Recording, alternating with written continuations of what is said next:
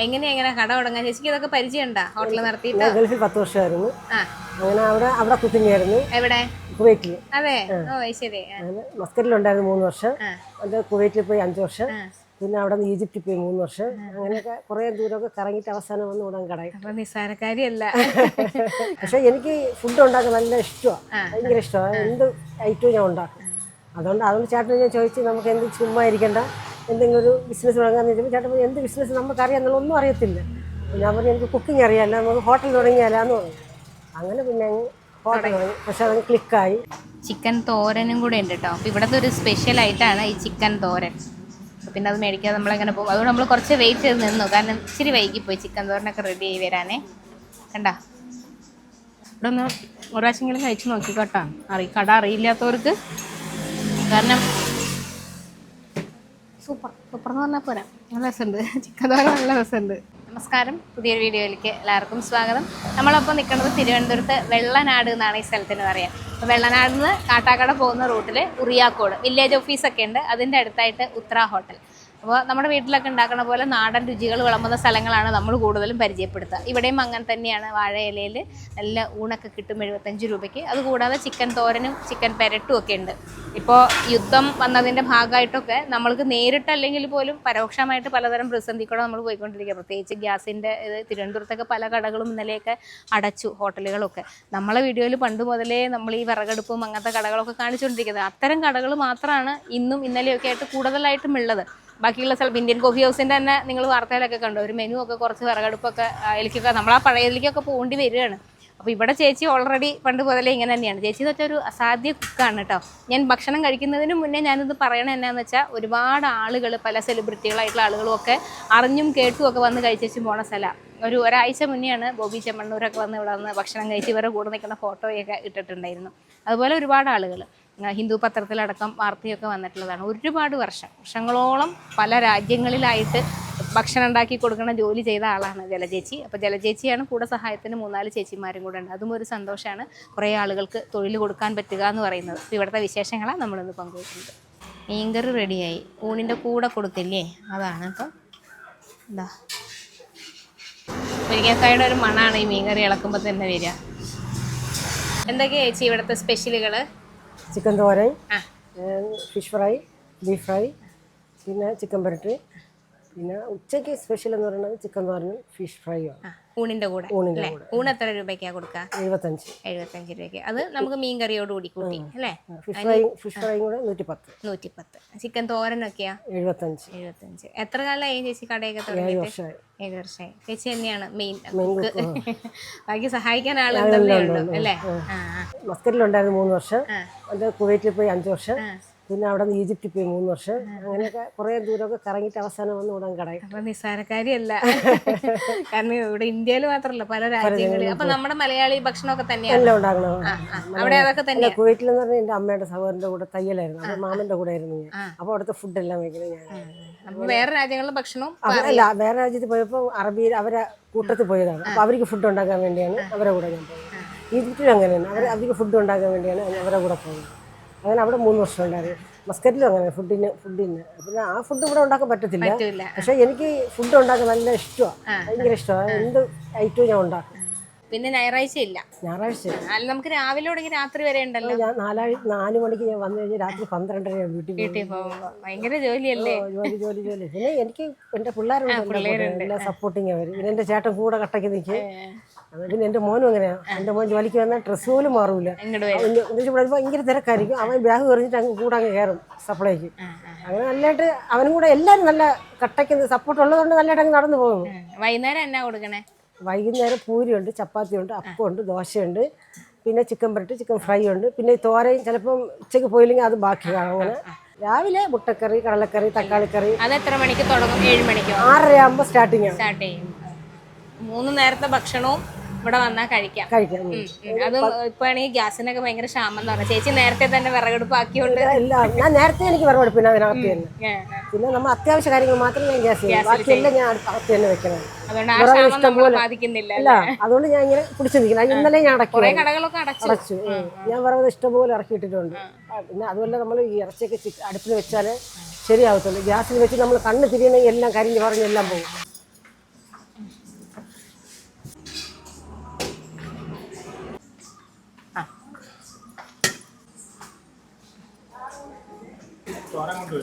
തോരൻ വേണം, എനിക്കൊരു ഫ്രൈയും വേണം. അതെന്നായിരുന്നു കേട്ടാ? എന്നാ മീനൊക്കെയാ? ഇത് കൊഴിയാളുണ്ട്. പായല മതി.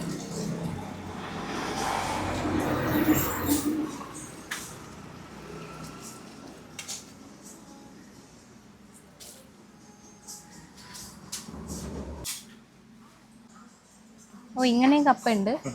ശരി. ചിക്കൻ തോരനും കൂടെ ഉണ്ട് കേട്ടോ. അപ്പോൾ ഇവിടുത്തെ ഒരു സ്പെഷ്യലായിട്ടാണ് ഈ ചിക്കൻ തോരൻ. പിന്നെ അത് മേടിക്കാതെ നമ്മളെങ്ങനെ പോകും. അതുകൊണ്ട് നമ്മൾ കുറച്ച് വെയിറ്റ് ചെയ്ത് നിന്നു, കാരണം ഇച്ചിരി വൈകിപ്പോയി ചിക്കൻ തോരനൊക്കെ റെഡി ആയി വരാനേ. കണ്ട, കഴിഞ്ഞ ദിവസം ഞാൻ ചിക്കൻ തോരൻ്റെ ഇങ്ങനെ വീഡിയോ ഇട്ടിട്ട് ഞാൻ അങ്ങനെ പറഞ്ഞപ്പോൾ തിരുവനന്തപുരത്ത് വരുമ്പോൾ മാത്രമാണ് ഇത് കിട്ടുക എന്ന്. ഞാൻ അപ്പോൾ വീട്ടിലൊക്കെ ഉണ്ടാക്കും കേട്ടോ, കാരണം ഇതിൻ്റെ ഏകദേശം റെസിപ്പിയൊക്കെ പഠിച്ചെടുത്തുകൊണ്ട് ഞാൻ വീട്ടിലുണ്ടാക്കും. അല്ലാതെ കടകളിൽ കിട്ടുന്നത് തിരുവനന്തപുരത്ത് മാത്രമാണെന്ന് പറഞ്ഞപ്പോൾ കുറേ പേര് കമൻറ്റ് ഇട്ടു, കാസർഗോഡ് ഉണ്ട് ഇത്രേ. എനിക്കൊരു പുതിയ അറിവാണ്. പിന്നെ കാസർഗോഡ് പോകണം. കാസർഗോഡ് പോയിട്ട് നമുക്ക് തിരുവനന്തപുരത്ത് മാത്രമല്ല കാസർഗോഡ് ചിക്കൻ തോരൻ ഉണ്ടെന്ന് കാണിച്ചു കൊടുക്കാം. അങ്ങനെ കുറേ ആളുകൾ കമൻറ്റ് ഇട്ടത്. അപ്പോഴാണ് ഞാൻ അറിയുന്നത്. അപ്പോൾ ഇതുവരെ കപ്പയുണ്ട്, അവിയലുണ്ട്, തോരനുണ്ട്, സാലഡ്, അച്ചാറ്, മീൻകറി. ഇത്രയാണ് 75 രൂപയുടെ ഊണിൻ്റെ കൂടെ വരിക. പിന്നെ സ്പെഷ്യൽ വേണമെങ്കിൽ ഇതുപോലെ മീൻ വറുത്തത്, അല്ലെങ്കിൽ ചിക്കൻ തോരൻ, ബീഫ്, ഇതൊക്കെ സ്പെഷ്യൽ മേടിക്കും. സ്പെഷ്യൽ വേണമെങ്കിൽ മീൻകറിയും കിട്ടും കേട്ടോ. ഇങ്ങനത്തെ കപ്പ കണ്ടിട്ടുണ്ടോ? അതായത് വേറെ ഒന്നുമില്ല, നമ്മൾ കടുക് താളിച്ചിടും, ഇത് കുറച്ച് തേങ്ങയും കൂടെ ചേർന്നിടും. നല്ല രസമായി തേങ്ങയും കൂടെ ഇങ്ങനെ കൂട്ടിയിട്ട് കഴിക്കാൻ. ഇതുപോലെ കാച്ചിലുണ്ടാക്കിയാലും ഭയങ്കര അടിപൊളിയാണ്. കാച്ചിൽ ഇങ്ങനെ വെറുതെ പുഴുങ്ങിയിട്ട് കുറച്ച് തേങ്ങ ഇറങ്ങിയിട്ടിട്ട് നല്ല രസമാണ്.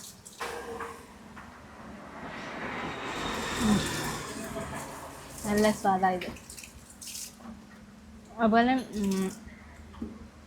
മധുരക്കിഴങ്ങുണ്ടല്ലോ, മധുരക്കിഴങ്ങ് നമ്മളെപ്പോഴും വെള്ളത്തിലല്ലേ പുഴുങ്ങുക. അപ്പോൾ ഈ എയർ ഫ്രയർ, ഞാൻ ഇപ്പോൾ കഴിഞ്ഞ ദിവസം ഒരു ഇൻസ്റ്റാഗ്രാമിലൊരു റീൽ കണ്ടതാണ്. എയർ ഫ്രയറിൽ ഞാനങ്ങനെ എന്നിട്ട് ഉണ്ടാക്കി വെക്കി. അതായത് മധുരക്കിഴങ്ങിൻ്റെ തൊലി ഒന്ന് ചീന്തി കളഞ്ഞിട്ട് എയർ ഫ്രയറിലിട്ടിട്ട് ഒരു 20 മിനിറ്റ്, ഒരു 200 ഡിഗ്രി അല്ലെങ്കിൽ 180 ഡിഗ്രിയൊക്കെ മതിയാവും.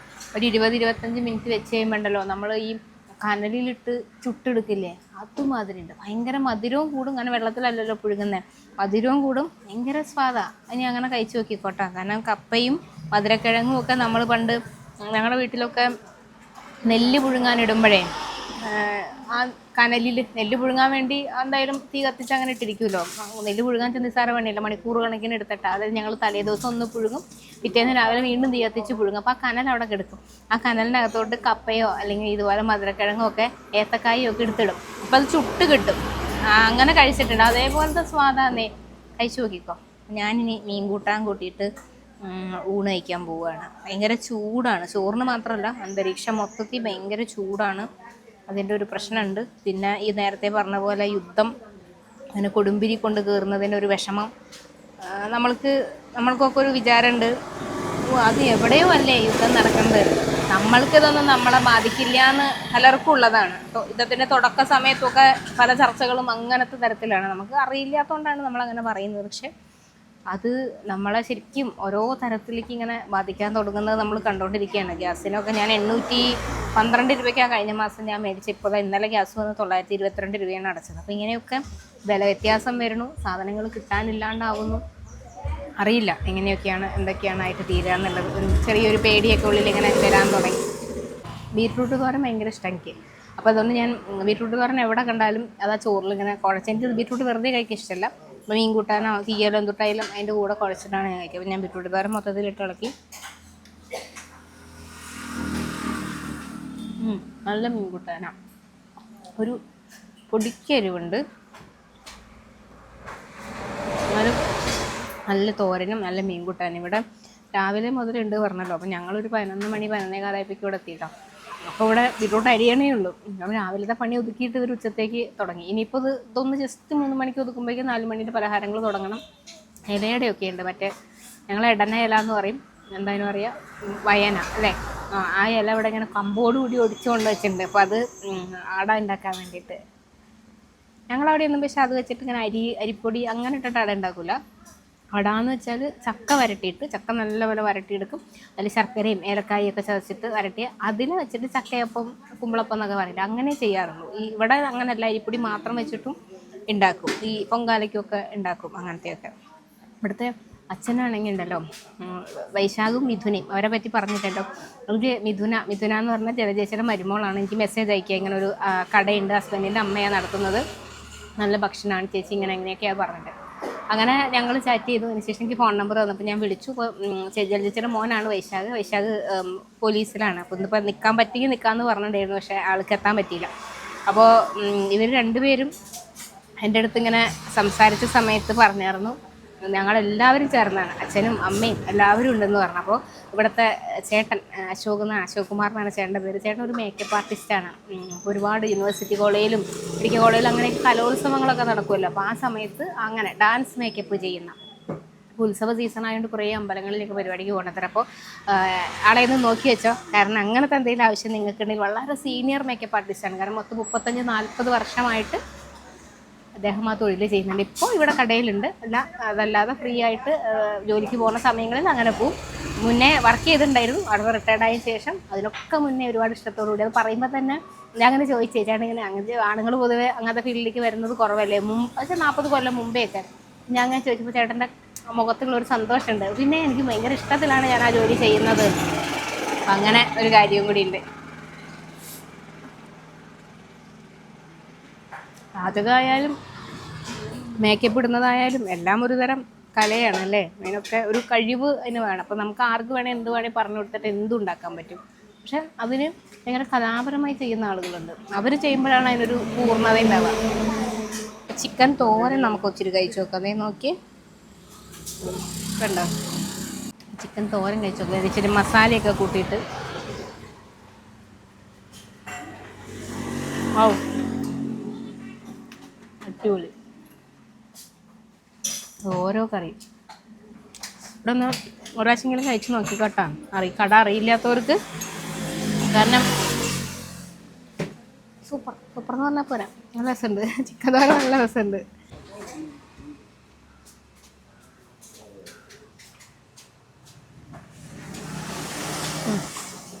അടിപൊളി. ചിക്കൻ തോരൻ ഭയങ്കര അടിപൊളി. സ്പെഷ്യൽ മസാലക്കൂട്ട് തന്നുകൊണ്ട് അല്ലേ, നല്ല രസമുണ്ട്. ചേച്ചി അവിടെ പോയപ്പോൾ ഇങ്ങനത്തെ ഒന്നും ഉണ്ടാക്കി കൊടുക്കേണ്ടി വന്നില്ലല്ലോ. മലയാളികളാണോ?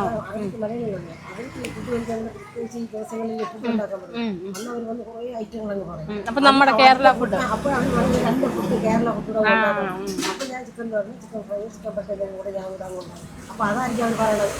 നല്ല രസമുണ്ട്. എന്നുവെച്ചാൽ നമ്മൾ കുറേ സ്ഥലത്തുനിന്ന് കഴിച്ചിട്ടുണ്ട്. ഒരു പ്രത്യേക സ്വാദ്. വൈശാഖ് എൻ്റെ അടുത്ത് ഇങ്ങനെ പറഞ്ഞേ, വൈകുന്നേരമാണ് ഇവിടെ ഭയങ്കര തിരക്ക്. ചോറ് കഴിക്കാം വേണ്ടേ? അയ്യോ, എൻ്റെ കൂടെ ചോറുണ്ണാടാ, വായോ. കേശു ഇതാ വീഡിയോയിൽ ഒരു ഹായ് പറഞ്ഞേ. വിഹാൻ എന്നാണ് കേട്ടോ പേര്. വിഹാൻ വൈശാഖ് അല്ലേ? ഒരു ഹായ് പറയും. കുറേ ചേട്ടന്മാരും ചേച്ചിമാരൊക്കെ ഉണ്ട്. ഒരു ഹായ് പറ. LKG പഠിക്കുകയാണ് കേട്ടോ ആള്. LKG പഠിക്കുകയാണെന്ന്. ഇച്ചിരി ചോറുണ്ണാ നമുക്ക്. വേണ്ട ഞങ്ങൾക്ക് താല്പര്യമില്ല. കൊച്ചു ശരിക്കും സ്കൂളിൽ പോയതാ. നമ്മൾ വന്നുകൊണ്ട് കൊച്ചിനെ സ്കൂള് കട്ട് ചെയ്യിപ്പിച്ച് വിളിച്ചതാണ് കാണാനും ഒക്കെ വേണ്ടി. പക്ഷെ അത് നോക്കി, പക്ഷെ നടന്നില്ല. നല്ല ഫുഡ്. പിന്നെയും പറയുക നമ്മളെ വീഡിയോയിലേ. ഇപ്പോഴല്ല കേട്ടോ, പണ്ട് തുടക്ക സമയത്തൊക്കെ ഞാൻ ഈ വിറകടുപ്പൊക്കെ ഇങ്ങനെ കാണിക്കുമ്പോൾ കുറേ ആളുകൾക്ക് ഭയങ്കര പുച്ഛമായിരുന്നു. എന്ത് വിറകടുപ്പ് അത് ഇതൊക്കെ പറഞ്ഞിട്ട്, വിറകടുപ്പിന് എന്ത് വൃത്തിയില്ല എന്നുള്ള മട്ടിലൊക്കെ. പക്ഷെ ഇപ്പോൾ നമ്മളൊരു വലിയ പ്രതിസന്ധി വന്നാൽ നമ്മളെല്ലാവരും ചിലപ്പോൾ അങ്ങനെ ഒരു വഴി അന്വേഷിക്കേണ്ടി വരും. ഞാനാണെങ്കിൽ ഇന്നലെ പോയി ഒരു ഇൻഡക്ഷൻ കുക്കർ മേടിച്ചു. കാരണം ഗ്യാസിന് ഒരു ഇത് വന്നു കഴിഞ്ഞാൽ നമുക്ക് അത്യാവശ്യം ഒരു വെള്ളം തിളപ്പിച്ച് കുടിക്കാനെങ്കിലും വേണ്ടേ. അത് കാരണം ഞാൻ അങ്ങനെ ഒരു സാധനം പോയി മേടിച്ചു. അപ്പോഴാണ് അത് മേടിക്കാൻ പോയപ്പോൾ ആ കടയിൽ കുറേ സാധനങ്ങളുണ്ട്. പക്ഷെ അവിടെ ഒന്നും തിരക്കില്ല. ഇൻഡക്ഷൻ കുക്കർ വിൽക്കണേൻ്റെ കുക്ക് ടോപ്പ് അതുണ്ടല്ലോ, അത് വിൽക്കണേൻ്റെ അവിടെ മാത്രം ഭയങ്കര തിരക്ക്. അപ്പോൾ എല്ലാ ആളുകളും ഒരു പ്രത്യേകിച്ച് ഞങ്ങളെ പോലെ ഇങ്ങനെ ഫ്ലാറ്റും അപ്പാർട്ട്മെൻറ്റ് അങ്ങനെയൊക്കെ താമസിക്കുന്നത് വേറൊരു നിർവാഹമില്ല. ഇപ്പം നമ്മുടെ നാട്ടിൽ എൻ്റെ വീട്ടിലാണെങ്കിൽ ഗ്യാസിന് ഇപ്പോൾ വർഷങ്ങളോളം വന്നില്ലെങ്കിലും ഞങ്ങളെ സംബന്ധിച്ച് അതൊരു ഭീഷണിയേ അല്ല. കാരണം അത്രയും അടുപ്പും വിറകും എല്ലാ സാധനങ്ങളും ഉണ്ട്. പക്ഷേ ഇങ്ങനെയൊക്കെ നിൽക്കുന്നവർക്ക് പാടല്ലേ. നല്ല വെയിലും ചൂടും ഒക്കെയാണ്. മുന്നറിയിപ്പുകളും ഉണ്ട് കേട്ടോ. ആളുകൾ നമ്മൾ പുറത്തിറങ്ങി നടക്കുമ്പോൾ ശ്രദ്ധിക്കണം. സൂര്യാഘാതം പോലെയുള്ള സാധനങ്ങൾക്കൊക്കെ സാധ്യതയുണ്ട്. ഭയങ്കര ശക്തമായിട്ടുള്ള വെയിലാണ്. അപ്പോൾ ഇന്നത്തെ വിശേഷങ്ങൾ അവസാനിപ്പിക്കുകയാണ്. നല്ല രുചികരമായിട്ടുള്ള ഭക്ഷണം. ഇത് ശരിക്കും പറഞ്ഞാൽ ഈ മെസ്സേജ് ഞാൻ കാണാതെ കുറേ കാലം കിടന്ന ഒരു മെസ്സേജാണ്. പിന്നെ എനിക്ക് ചില എന്താ പറയുക ചില ഇതൊക്കെ ഉണ്ട്, നമുക്കൊരു വീഡിയോ എടുക്കാനൊരു സമയമാകുമ്പോൾ അത് എങ്ങനെയെങ്കിലുമൊക്കെ അത് എന്നിലേക്ക് എത്തും, ഞാൻ അവിടോട്ട് എങ്ങനെയെങ്കിലും എത്തും. അപ്പോൾ അങ്ങനെ കുറേ സാധനങ്ങളുണ്ട്. അങ്ങനെ മിഥുനെയും ഞാനും കൂടെ സംസാരിച്ചു, നേരെ വന്നു, ഫുഡ് കഴിച്ചു. അടിപൊളി എന്ന് വെച്ചാൽ അടിപൊളി ഫുഡ്. അപ്പോൾ നിങ്ങൾ ഇതുവഴിയൊക്കെ പോകുന്നുണ്ടെങ്കിൽ കയറി നോക്കിക്കോ. പിന്നെ ലൊക്കേഷൻ ഡിസ്ക്രിപ്ഷനിൽ കൊടുത്തിട്ടുണ്ട്. ഒന്നും അറിയാനില്ല, വെള്ളനാട് നിന്ന് കാട്ടാക്കട പോകുന്ന റോഡാണ്. വെള്ളനാട് ഇവിടെ ഉറിയാക്കോട് വില്ലേജ് ഓഫീസ് എത്തണേന് തൊട്ട് മുന്നേ ആയിട്ട് റോഡിൽ ഈ ബോർഡ് ഇങ്ങനെ കാണും, ഉത്തര ഹോട്ടൽ എന്ന് പറഞ്ഞിട്ട്. അപ്പോൾ ഇന്നത്തെ വിശേഷങ്ങൾ അവസാനിപ്പിക്കുക. പുതിയ വിശേഷങ്ങളൊക്കെ ആയിട്ട് ഇനിയും വരാം.